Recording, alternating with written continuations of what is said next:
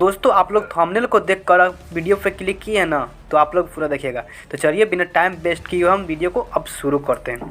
तो दोस्तों यहाँ पे देख सकते हैं खेसारी यादव के बारे में कुछ इन्फॉर्मेशन देने वाला हूँ। तो चलिए वो कौन सा इन्फॉर्मेशन है मैं बताता हूँ।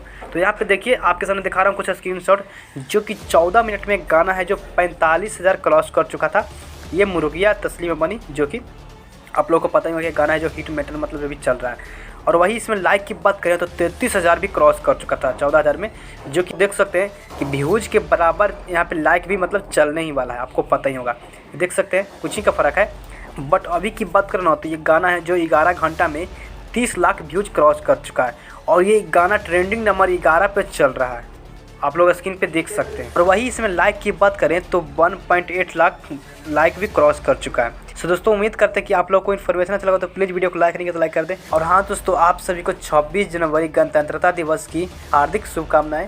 सो ऐसे ही आप लोग देश की तरक्की करते रहिए। और हाँ दोस्तों, आप लोग भी चाहते हैं कि डेली अपडेट मिलता रहे तो प्लीज़ आप लोग चैनल को भी सब्सक्राइब कर लें। तो वीडियो को देखने के लिए दिल से धन्यवाद।